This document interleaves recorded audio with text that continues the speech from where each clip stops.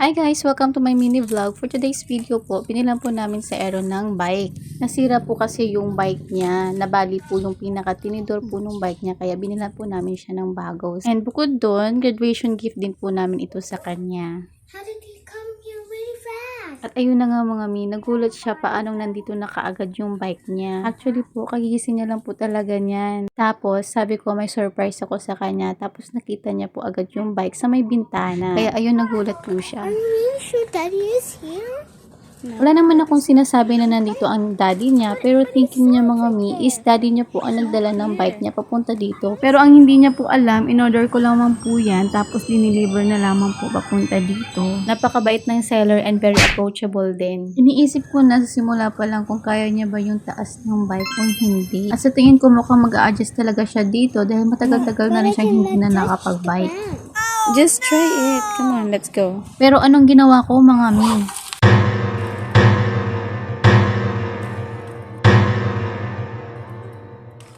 Careful. Come on, try Hindi it. ako nawala ng pag-asa. Mas in-encourage ko siya para mas lalo niyang lakasan ang loob niya na gamitin ang bike kahit alam niyang hindi niya kaya. Alam kong kaya mo yan, baby. Go, Aaron! 20 inches po ang size ng bike na ito mga mi. And the reason po kung bakit ganitong size na po yung binili namin para sa kanya is mabilis po lumaki ang bata para mas matagal pa po niya magamit ang bike na ito. At ayun na nga mi, unti-unti na siyang nasasanay na gamitin ang bagong bike niya. At inabot na nga po kami ng dilim sa pagpapractice ng bagong bike niya at sobrang nag-e-enjoy na po siyang gamitin ito. I wish I could go faster like actual bikes. You can do that soon. I can do that too. Mm-hmm. But what if I'm going to trip over some bikes, some buildings, some cars? Just be Oh, careful. right there. I'm going to trip over. No, you just have to be careful and use your brake. And you mean like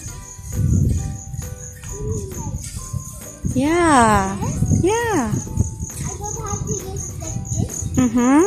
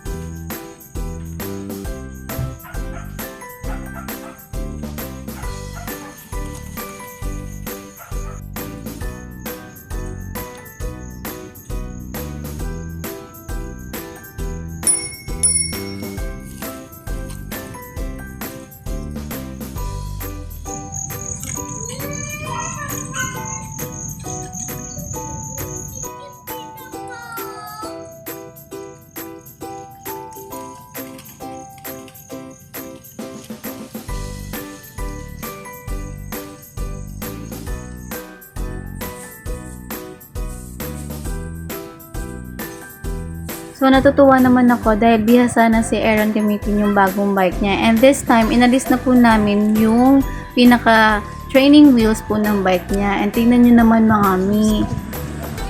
Kung makapagharurot ng bike niya, Diyos ko Lord. Natakot ako mga mi sa mga posibleng mangyari. Kaya yung mata ko parati pa rin nakasubaybay sa kanya. Sa tuwing magbabike siya, hindi ko talaga inaalisan ng tingin kasi kinakabahan ako sa sobrang bilis niyang nagpatakbo. At nag-exhibition pa yan. Tignan nyo naman.